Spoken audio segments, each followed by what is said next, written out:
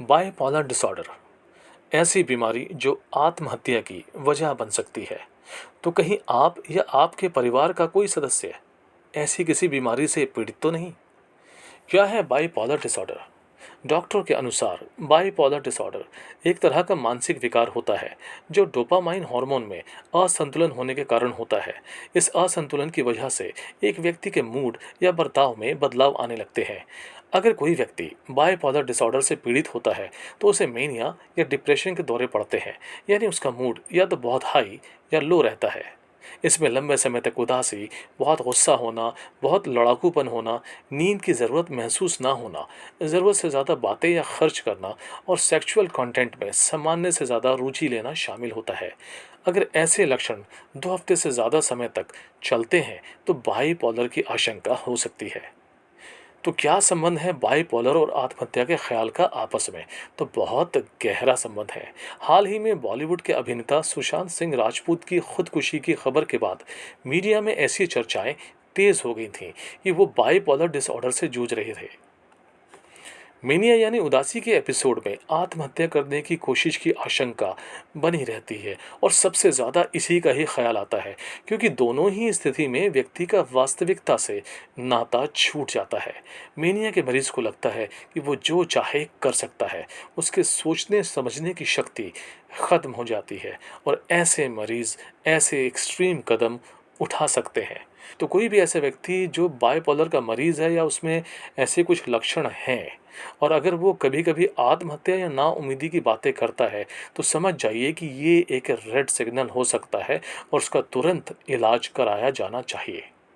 तो bipolar disorder की 2 किस्में होती हैं। पहला होता है बाइपोलर 1। इसमें मेनिया यानी तेज़ी के दौरे आते हैं। इसमें व्यक्ति बड़ी-बड़ी बातें करता है, लगातार काम करता है।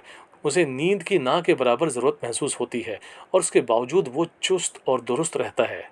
इसमें पीड़ित व्यक्ति ज़रूरत से ज़्यादा खर्च करता है और कोई भी फैसला बिना सोचे समझे ले लेता है। उसका मन एक जगह पर स्थिर नहीं रहता है। ऐसे लोग वास्तविकता से बहुत दूर हो जा चुके होते हैं और रियलिटी से यानी कि रियल लाइफ से इनका नाता बिल्कुल टूट चुका होता है। और ऐसे में अगर ये लक्षण यानी कि ऊपर बताए हुए लक्षण 2 हफ्ते तक रहते हैं तो उसे मेनिया या तेजी का दौरा कहा जाता है। अब आते हैं टाइप 2 बाइपोलर यानी कि हाइपोमेनिया पे। इसमें उदासी के बहुत दौरे आते हैं और इसमें मन हमेशा उदास रहता है और बिना किसी कारण के रोते रहने का मन करता है। किसी काम में बिल्कुल मन नहीं लगता। नींद ना आने के बावजूद बिस्तर पर पड़े रहने का मन करता है। नींद बहुत कम या फिर बहुत ज़्यादा आने के लक्षण होते हैं। इसमें पीड़ित मरीज को ऊर्जा की यानी एनर्जी की बहुत कमी महसूस होती है और ऐसे लोग बिल्कुल भी सामाजिक नहीं होते। ये बाहर की दुनिया के लोगों से बिल्कुल भी मिलना जुलना पसंद नहीं करते हैं। तो बाइपोलर डिसऑर्डर को लेके हमें कब सचेत हो जाना चाहिए? हालांकि आम जीवन में आप और हम इसी तरह के भाव से अक्सर गुजरते होंगे, लेकिन इससे आप और हम 2 या 3 दिन में बाहर आ जाते हैं। लेकिन अगर ऐसी स्थिति 2 हफ्तों तक बनी रहती है तो ये हाइपोमेनिया में बदल सकता है। तो अब सवाल ये आता है कि क्या इस बीमारी को नियंत्रित करना मुमकिन है कि नहीं? तो बिल्कुल मुमकिन है।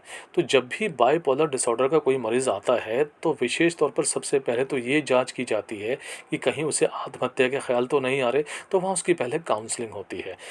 इसके बाद डॉक्टर्स इलाज के लिए मूड स्टेबलाइज़र यानी मस्तिष्क की झिल्ली में स्टेबलाइज़र का इस्तेमाल करते हैं ताकि डोपामाइन की मात्रा को संतुलित किया जा सके और बीमारी पर नियंत्रण पाया जा सके। डॉक्टरों का कहना है कि बाइपोलर डिसऑर्डर के मरीजों को किसी भी तरह के रचनात्मक काम में शामिल कर देना चाहिए। इससे उनके इलाज में मदद मिलती है। और दिमागी बीमारियों में बाइपोलर एक ऐसी बीमारी होती है कि जिसमें मरीज की स्थिति कंट्रोल में आ जाती है और वो सामान्य जीवन जीने लगता है।